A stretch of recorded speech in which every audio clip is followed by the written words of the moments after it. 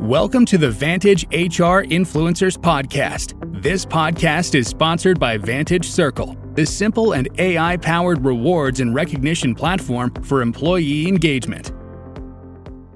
Did you know that organizations with a strong people-first culture can see up to 30% higher employee satisfaction and 20% higher productivity? Well, in this episode of the 𝗩𝗁𝘁 Influencers Podcast, we'll be talking about what makes a people-first approach so impactful and how it can drive exceptional results for any workplace. Hello listeners, welcome to the 𝗩𝗁𝘁 Influencers Podcast. I'm your host for the show, Susmita, and joining me to share his insights is Mark Edgar, an expert in fostering exceptional workplace environments and a passionate advocate for putting people first. Mark's experience and innovative approach promise to bring a wealth of knowledge to our discussion. Let's begin. Hi Mark, welcome to the 𝗩𝗁𝘁 Influencers Podcast. Thank you for joining. Thanks, Susmita. Great to be here. So how's your day been so far and what's keeping you busy these days? Day's been good. It's the start of a week here for me. So just getting back up to things. We had a busy last week with board meetings, etc. So been catching up on a few emails this morning before the main day gets going. So it's good timing to get connected. Sounds great, Mark. So I want to start with something a little personal. We often find that our perspectives on relationships evolve over time, right? So could you share how your view on relationships and their impact on happiness has transformed as you have progressed through different stages of life? Yeah, I think that's such an interesting question. And I think I'm probably somebody who's always thought that relationships are really important in the world. So maybe just starting from a more kind of philosophical perspective, the importance of getting along with people has always been something that's been pretty close to my heart, which I was thinking about, a little bit about why that is, and probably like most things, put it down to kind of parenting and where I was brought up, etc. Relationships were always important. But as I entered the workforce many years ago now, and built a career in HR, I think it's given me an even greater appreciation of how important that can be. And in a role in HR, I think that the way in which things often get done is through relationships. So you're building relationships not just with the colleagues that you're working with on a day-to-day basis, and I've never been in roles where you're able to do everything. You're always relying on other people. So relationships are super important there, as well as obviously with the leaders and the team members in the various business areas I would have supported. So I think that certainly has helped me, having that philosophy. And then I think over time, as I've shifted into other roles and roles that hopefully can influence organizations at a broader level, I've developed more of an appreciation of some of the best practices you see. You sort of see other people succeeding. You see organizations succeeding where they have a very much a relationship-based approach. And I think also maybe the last point to make is developed more of an appreciation of some of the research, I guess the almost like the social psychology that goes behind why relationships are so important, and the connection, as you mentioned, between relationships drive happiness drives engagement, and we know that engagement is ultimately the thing that's going to drive business success. So I think relationships and people enjoying the people that they're working with and connecting with on a day-to-day basis is so important in the world of work, and something that we need to make sure we're focusing on. Absolutely. When I was younger, happiness was often tied to achievements and milestones like winning some random games and getting good grades in school. However, over the years, I have also come to realize that true happiness comes from meaningful connections with others, the support of family and friends and now colleagues, and the ability to, share life's joys and challenges. Yeah. I wonder, if it is something that we realize over time as our perspective on the world maybe shifts and we go through different situations, or maybe the optimist in me makes me think that perhaps people are starting to realize that relationships are so important. So it's an interesting evolution we're going through. Very true. It's a profound evolution. And now relating this to our main topic of the discussion today, building a people-first culture in the workplace. How do you believe personal relationships and the values that they embody can influence the way leaders foster such a culture within their organizations? Yeah, I think it's critically important. I mean, the concept of people first, which is something we think a lot about at Wajax, is very much anchored in a set of values that we have as an organization. And one of those values is around we build lasting relationships. So the word lasting, I think, is something that we spent a lot of time thinking about when we created the values. And just as a bit of a backstory, the way we created our values was based on stories of when Wajax was at its best, when Wajax was having its best day. And so the lasting relationships, I think, is based on the fact that we have very long-term relationships with our customers and our clients, but I see those extending into the day-to-day relationships that people have with their colleagues as well. And there's lots of people. I've been at the organization for just under a couple of years, but there's lots of people who've been at the organization for 20, 30, 40, even 50 years. So it's certainly that kind of lasting word is important, but I don't think that necessarily means that it's for a long time. I think that could be a relationship that's just started, but is expected to last a long time. And so I think that focus on relationships is really the cornerstone that then builds that connection with people.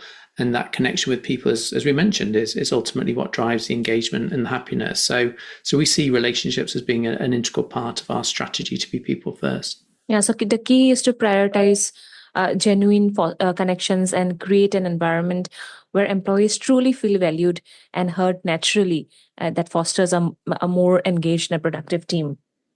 Exactly. Absolutely. So drawing from your extensive experience, Mark, could you share some practical strategies or initiatives that you observed that have effectively prioritized employee well-being and growth while still driving success organizationally? Yeah, I mean, I think well-being is another critical component that does really drive that ultimate success, and as you mentioned, kind of allows people to really thrive and bring their full selves to work. Those are things that as HR leaders we say, but putting that into practice can often be quite challenging. But we've certainly made progress at Wajax with that ambition, and it really started by anchoring a lot of it in ensuring that our people are safe. That was the most important.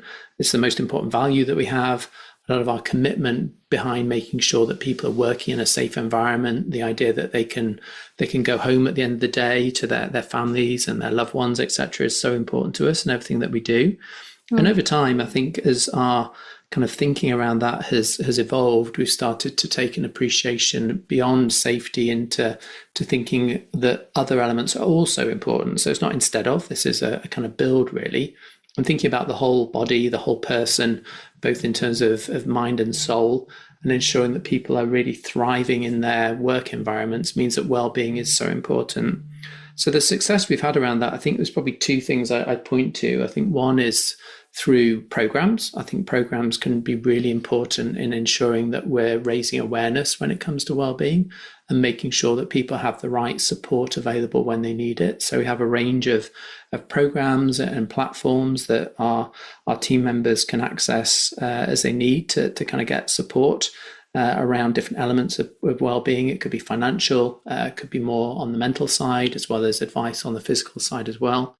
But I think the most important thing is probably more the environment that we create. So this environment we create, again, around relationships, around connection, around people being able to kind of be their full selves, I think is where people are more likely to get value from a well-being perspective, because that's what's happening to them every day.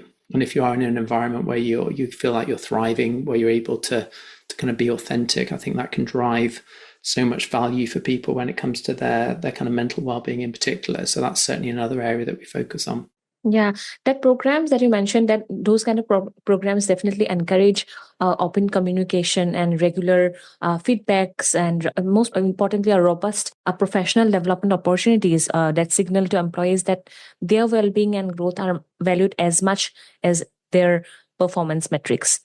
Yeah, exactly. I think that's really important, and I think the way that we think about well-being, I think, has evolved so much over the years. So it does so many elements really do lead into well-being. So you think about things like development and people able to build their skills, then that ultimately is going to ensure that people are feeling better about work, feeling better about themselves and the contribution that they make. So I think there's many roads that lead to well-being as an outcome. And so one thing we find is by being proactive in listening to our people, by proactively getting feedback, that allows us to kind of really make sure we're not developing any programs in isolation. We're driving programs that we think are going to ultimately create most value for people. And, I'll be honest, we don't always get it right. Sometimes we start something that doesn't get the traction that we perhaps thought it would. And we can then quickly shift and think of something else. So that way of being kind of quite agile and basing on feedback is also important when you're thinking about these programs. True. Really some crucial aspects that you mentioned, Mark. So in your view, what specific actions can leaders take to, cultivate empathy and authenticity in their interactions with the team members? Yeah, I think that word empathy has certainly become front and center for us over the last few years, hasn't it? And it's, really interesting. I think as I think back to an article I remember reading a few years ago when we were in the kind of midst of the pandemic around the fact that the world needs many more CEOs, and the E in this case stood for empathy. We need more chief empathy officers. And I think to a certain extent, I maybe would suggest that the burning platform that we had has maybe waned a little bit as I think about kind of society more generally. But I think it's still such an important area for leaders to be able to ensure that they are leading with empathy. And it's worth reminding, perhaps for everyone's benefit, for listeners' benefit, that the word empathy is really around making sure that you're able to understand other people's perspective. And so being able to put yourself in other people's shoes is what we're trying to get from empathy. And for me, a lot of that comes from really ensuring that people are able to build a really solid level of self-awareness so that when they are dealing with somebody else, they're able to focus on that other person. And if you're able to kind of be confident and really fully listen to the other person, then that does allow you, I think, to be empathetic. I think you will find that some people have this very naturally, and lots of people will have very strong empathy and authenticity when they're dealing with people. But I'd also suggest that it is a skill that you can learn as well. But I would, again, think that is anchored in ensuring that there's a lot of self-awareness, the opportunity for people to practice being empathetic in a safe environment, and then get feedback, because it's something that we can all get better at all the time. So I think empathy is a really kind of critical skill as we think about not just building relationships, but I think in terms of being a leader in the modern world, understanding the truly varied perspectives that people have and the different backgrounds and the different points of view, and be able to still ensure that people are working in a very collaborative way and a very engaging way, and having that level of empathy, I think, is critical to that. Mark, you mentioned about a chief empathy officer. Like, is it for real? Does organizations really have such a position?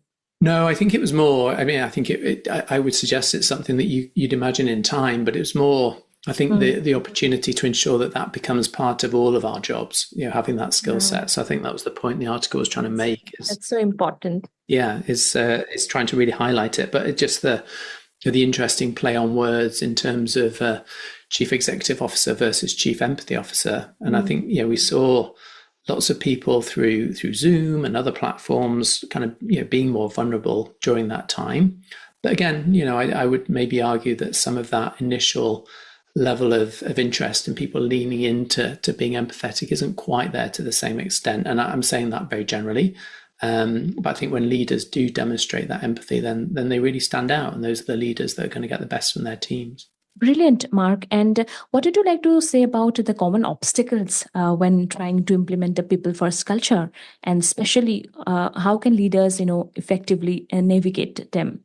Yeah, I mean, I think being a leader is tough. I think we shouldn't forget that being a leader is a really hard job, and it's something that I think people need to really ensure that they want to do, and it's something they have to kind of give their all to. They have the responsibility for people and for team members in very often challenging environments. So you have a set of things you need to deliver, whatever that might be in your organization, and you have a bunch of people who need to help you deliver that. I mean, it seems very simple, but it is actually very complex. As human beings, we're very complex things with a lot going on that needs to be supported through a leader. So I think the first thing is remembering it's a difficult job being a leader. And therefore, I think you have to remind ourselves that many leaders are in that position because they were asked to be the leader. You know, the classic situation where your top salesman was asked to be a leader of the sales team, or your